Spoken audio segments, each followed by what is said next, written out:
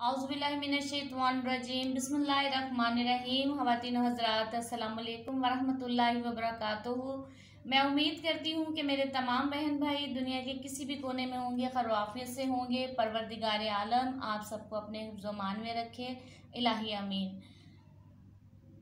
ख़वातीन हज़रात, आज का जो अमल मैं आपके लिए लेकर आई हूँ वो तकरीबन लोगों के लिए बहुत ज़्यादा ख़ास है।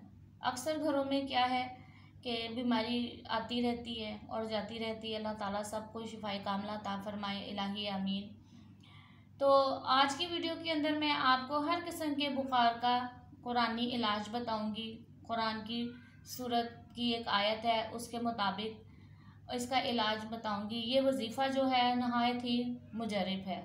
यह कुरान की आयत का वजीफ़ा है। अक्सर ऐसा होता है नाज़रीन कि हम किसी भी बुखार में मुब्तला हो जाते हैं, सर दर्द हो जाता है या हल्का सा सर दर्द होने की वजह से जिस्म दुखना शुरू हो जाता है और बुखार की कैफियत हो जाती है, जिस्म ठंडा गर्म हो जाता है, गर्मी का बुखार या सर्दी का बुखार।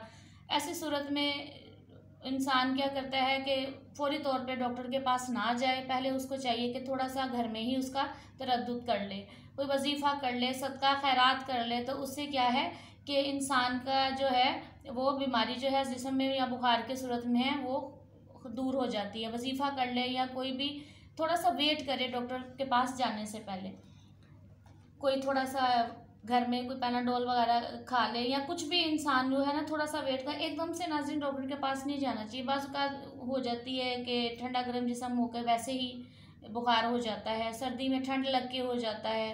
तो थोड़ा सा कुरानी वजीफ़ा कर लें, सदका खैरात करने से भी बीमारियां दूर हो जाती हैं। तो ऐसी सूरत में अगर किसी को ये मसला हो जाए तो ये वजीफ़ा जो है उन लोगों के लिए नहायत ही मुजर्रब है। जो लोग बुखार में मुब्तला हो जाते हैं या बुखार चढ़ता है, उतरता है, मेडिसिन खाते हैं, फिर बुखार थोड़ी देर के लिए रुक जाता है, फिर उनको बुखार हो जाता है, तो ऐसे लोग ये वजीफ़ा करें। इंशाअल्लाह ताला इस दुआ को पढ़ने से और इस दुआ की बरकत से आपको शिफा होगी इंशाअल्लाह ताला। तो वजीफ़ा बताने से पहले जो लोग मेरे चैनल पर नए हैं और वीडियो को पहली दफ़ा देख रही हैं वो चैनल को सब्सक्राइब करें, लाइक करें और साथ ही बेल आइकन के बटन को भी प्रेस कर दिया करें ताकि मेरी हर नई आने वाली वीडियो का नोटिफिकेशन आपको मिल सके।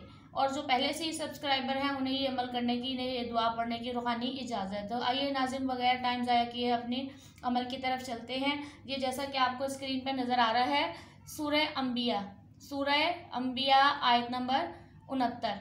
इसको आपने मरीज़ के माथे पे रखकर, जिसको बुखार है उसके माथे पे हाथ रखकर आपने 3 मरतबा ये सूरत पढ़नी है। सूरह अंबिया की आयत नंबर 69 आपने पढ़नी है, अव्वल आखिर 3 मरतबा दुरूद पाक के साथ। तो आप उसको पढ़ते जाएं और फूंक माथे पे मार दें, फिर उसको सूरत को पढ़ें, फिर माथे पर फूंक मार दें। 3 बार मरतबा आपने ये अमल करना है और उसके बाद आपने अव्वल आखिर 3 मरतबा दुरूद पाक पढ़ लेना है।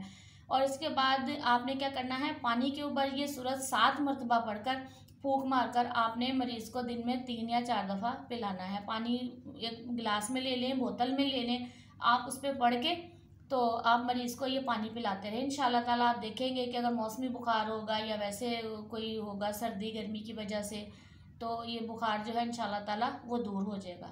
इसके अलावा अगर शफा नहीं हो रही है, बहुत ज़्यादा मसला बन रहा है, तो फिर आप डॉक्टर के पास भी चले जाएं, लेकिन एक बार घर में ये वजीफ़ा, ये दुआ पढ़कर आप ज़रूर देखें।